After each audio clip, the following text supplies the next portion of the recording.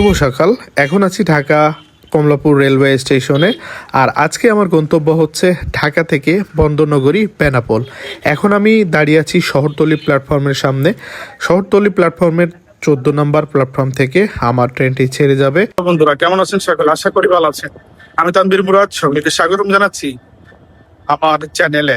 আজকে জার্নি করবো হচ্ছে ঢাকা থেকে বেনাপোল পর্যন্ত নন এসি শোভন চেয়ারে আন্তনগর রূপসী বাংলা এক্সপ্রেসে। তো কমলাপুর স্টেশনের শহরতলি প্ল্যাটফর্মে দিয়ে দিয়েছে আমাদের আন্তনগর রূপসী বাংলা এক্সপ্রেস। আর বৃষ্টিমুখর একটা দিন, এই জন্য জার্নিটা নন এসিতেই বেছে নিয়েছি, কারণ বাইরের প্রাকৃতিক দৃশ্য দেখার জন্য নন এসি হচ্ছে বেস্ট। আর আজকে সকাল থেকে ঢাকায় বৃষ্টি হচ্ছে, ভালো পরিমাণে বৃষ্টি হচ্ছে, তো এই জন্য বুঝে শুনে নন এসিতে কাটলাম। তো আজকে সম্পূর্ণ জার্নি দেখাবো এই ব্লগের মাধ্যমে। ভিডিওর সাথে থাকবেন, আশা করি ভিডিওটি আপনাদের ভালো লাগবে। এই আমেরিকান দানব 6622 আজকে আমাদেরকে টেনে নিয়ে যাবে রাজধানী ঢাকা থেকে সেই বন্দরনগরী বেনাপোলে। আর বর্তমানে রূপসী বাংলা এক্সপ্রেসের কিন্তু টিকিটের চাহিদা অনেক বেড়ে গিয়েছে, কারণ ভারতীয় ট্যুরিস্ট ভিসা চালু হয়ে গিয়েছে। ভারতীয় ট্যুরিস্ট ভিসা চালু হয়ে যাওয়ার কারণে কিন্তু এই ট্রেনের আপ এবং ডাউন প্রত্যেকটি সিট বলা চলে যে ফিল আপ থাকছে। এই জন্য আপনারা এই ট্রেনে যদি বেনাপোলে যেতে চান তাহলে কিন্তু অগ্রিম টিকিট অবশ্যই কেটে রাখার চেষ্টা করবেন। দিনের দিন টিকিট কাটতে গেলে হয়তো আপনারা টিকিট নাও পেতে পারেন।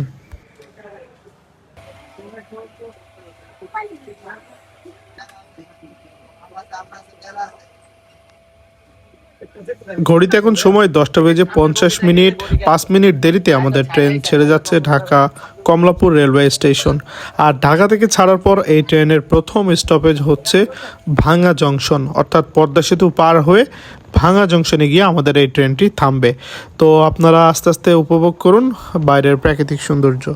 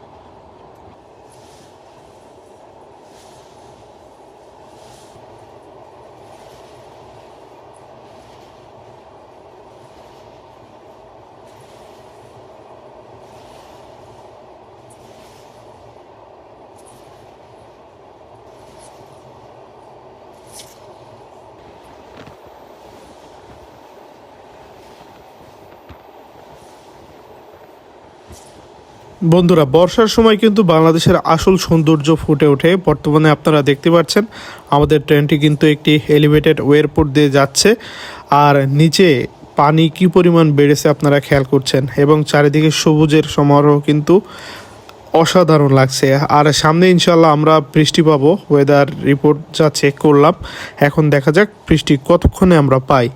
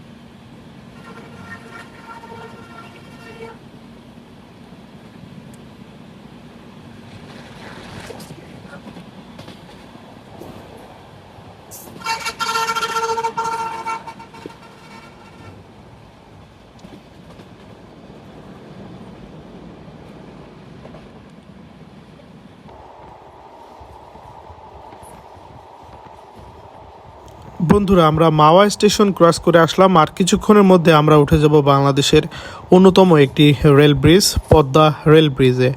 আর পদ্মা রেল ব্রিজের সৌন্দর্য কিন্তু অসাধারণ। আশা করি আপনাদের ভালো লাগবে। আর কার কার এই রুটের ট্রেন ট্রাভেল ভালো লাগে আপনারা কিন্তু কমেন্ট করে জানাবেন।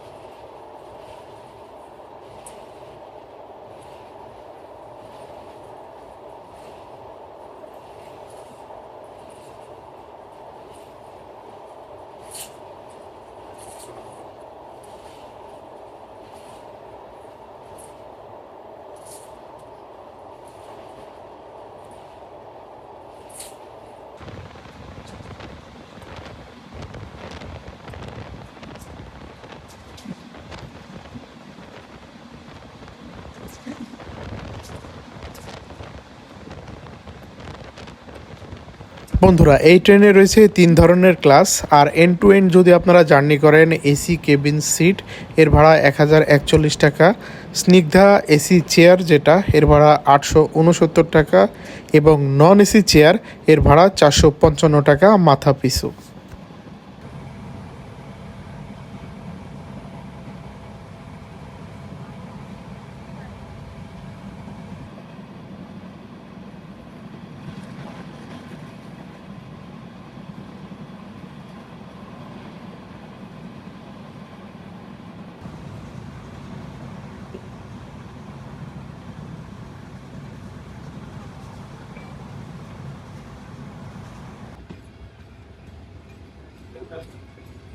বন্ধুরা, এই মুহূর্তে আমাদের রূপসী বাংলা এক্সপ্রেস প্রবেশ করছে যাত্রাপথে তার প্রথম স্টপেজে ভাঙ্গা জংশনে।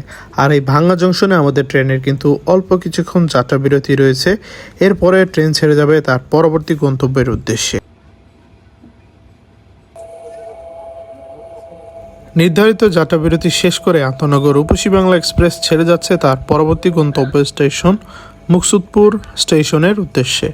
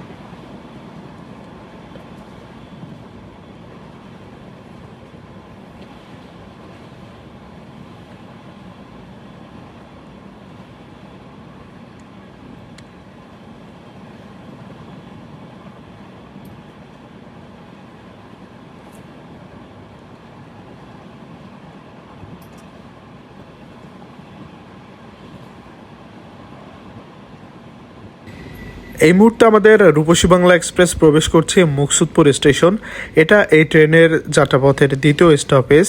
ট্রেন এখানে মাত্র 2 থেকে 3 মিনিটের যাত্রা বিরতি দিবে এবং যাত্রা বিরতি শেষ করে ট্রেন ছেড়ে যাবে তার পরবর্তী গন্তব্য স্টেশন গোপালগঞ্জের কাশিয়ানী জংশনের উদ্দেশ্যে।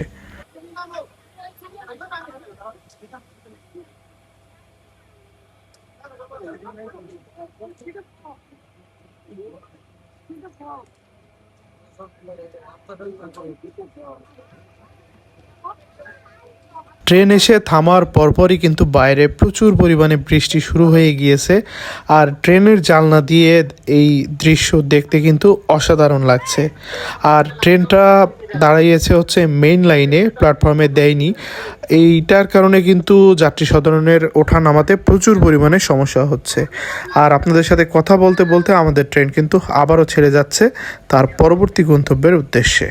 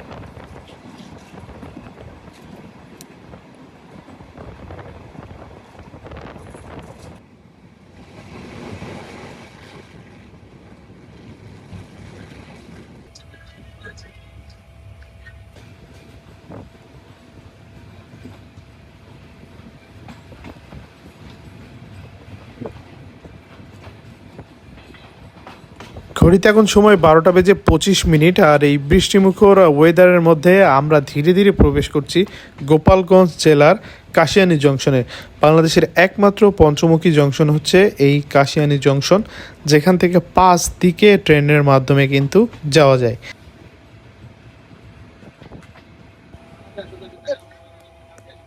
কাশিয়ানী জংশনে 5 মিনিটের যাত্রা বিরতি শেষ করে আমাদের আন্তনগর রূপসী বাংলা এক্সপ্রেস ছেড়ে যাচ্ছে তার পরবর্তী গন্তব্য স্টেশন নড়াইলের উদ্দেশ্যে। নড়াইল স্টেশনে আমাদের ট্রেনের যাত্রা বিরতি রয়েছে। তারপর নড়াইল থেকে ছাড়ার পর ট্রেন পৌঁছাবে যশোর জংশনে এবং যশোরের পরে ট্রেন কিন্তু পৌঁছে যাবে সেই সীমান্তবর্তী বেনাপোল রেলওয়ে স্টেশনে।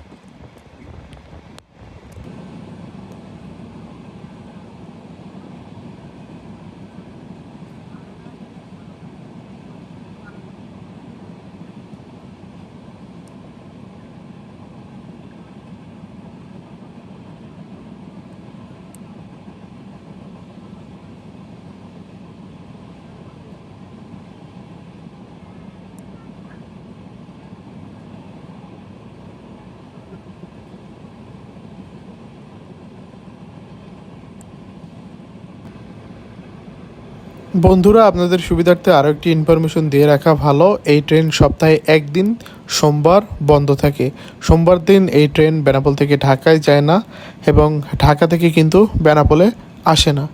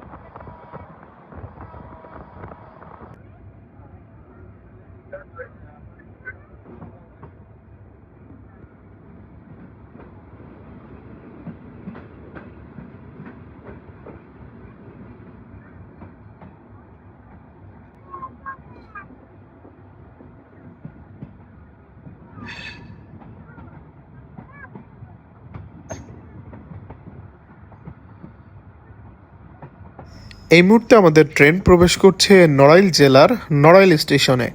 আর নড়াইল স্টেশনে আমাদের ট্রেনের 5 মিনিটের যাত্রা বিরতি রয়েছে। আর নড়াইল থেকে ট্রেন ছেড়ে যাওয়ার পর পৌঁছাবে হচ্ছে যশোর জংশনে।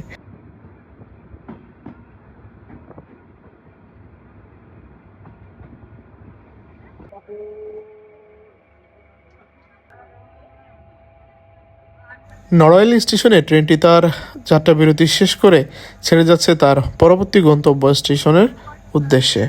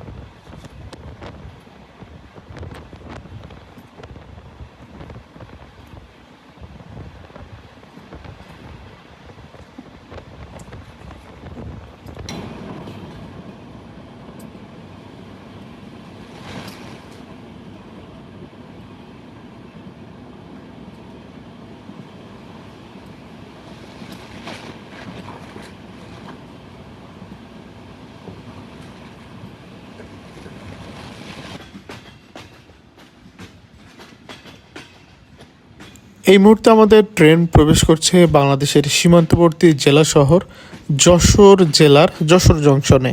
আর যশোর জংশনে ট্রেনের যাত্রাবিরতি রয়েছে 5 মিনিটের। এখানেও আমরা দেখতে পাচ্ছি প্রচুর পরিমাণে বৃষ্টি হয়েছে। আর পাশেই দাঁড়িয়ে আছে বেনাপোল থেকে ছেড়ে আসা পোড়াদা এবং কুষ্টিয়া হয়ে ঢাকাগামী আন্তনগর বেনাপোল এক্সপ্রেস। নির্ধারিত 5 মিনিটের যাত্রাবিরতি শেষ করে আমাদের রূপসী বাংলা এক্সপ্রেস ছেড়ে যাচ্ছে তার শেষ গন্তব্য স্টেশন বেনাপোলের উদ্দেশ্যে। আর বলে রাখা ভালো, এই ট্রেন ঢাকা থেকে যশোর পর্যন্ত আসলো 2.5 ঘন্টায়, আর বেনাপোলে যাবে মাত্র 30 কিলোমিটার রাস্তা, কিন্তু সময় নেবে 1 ঘন্টা।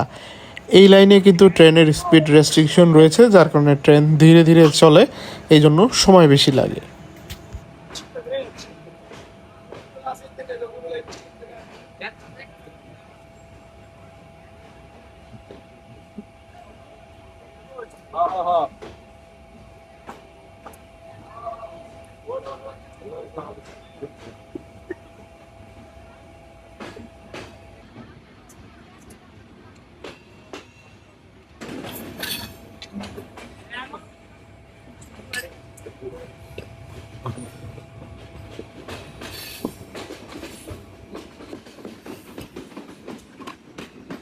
বন্ধুরা, ডানে চলে গেল ঈশ্বরদী এবং পোড়াদাহের লাইন, আর বাম দিক দিয়ে আমরা চলে যাচ্ছি সরাসরি বেনাপোল, এবং এই লাইনটাই চলে গেছে বেনাপোল হয়ে কলকাতায়।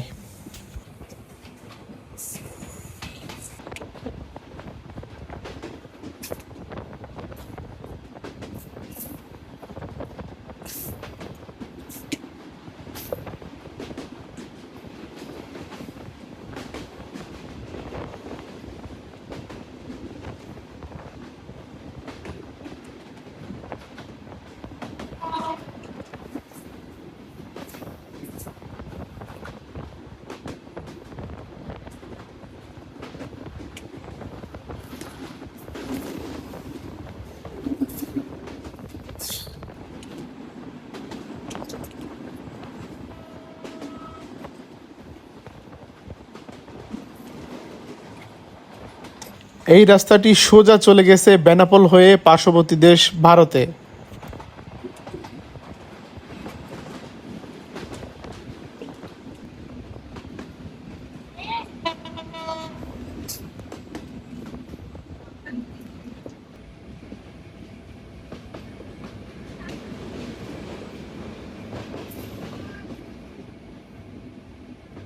এই মুহূর্তে আমাদের ট্রেন থ্রুপাস যাচ্ছে ঝিকরগাছা রেলওয়ে স্টেশন। আর এই ঝিকরগাছা রেলওয়ে স্টেশনটি কপোতাক্ষ নদের পাড়ে অবস্থিত। মাইকেল মধুসূদন দত্তের কপোতাক্ষ নদ লেখাটি হয়তো অনেকেই পড়েছেন।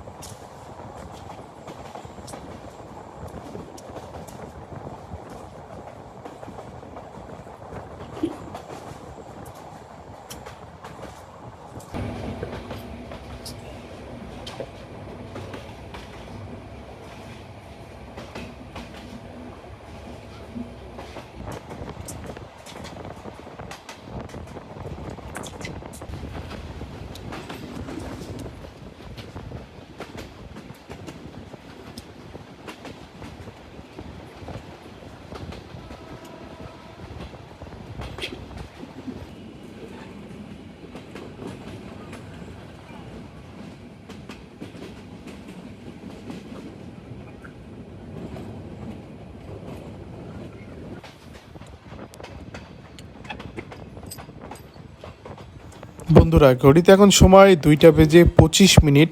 আমরা অবশেষে পৌঁছে গেলাম আমাদের গন্তব্যের শেষ স্টেশন বেনাপোল স্টেশনে। আর বেনাপোল পর্যন্ত ছিল আমার এই ট্রেনের সাথে জার্নি। পরবর্তীতে আপনাদের সাথে দেখা হবে নতুন কোনো ট্রেন, নতুন কোনো ভিডিওতে। সেই পর্যন্ত সকলে ভালো থাকবেন, সুস্থ থাকবেন। আর এই ভিডিওটি কেমন লেগেছে কমেন্ট করে জানাবেন। আল্লাহ হাফেজ।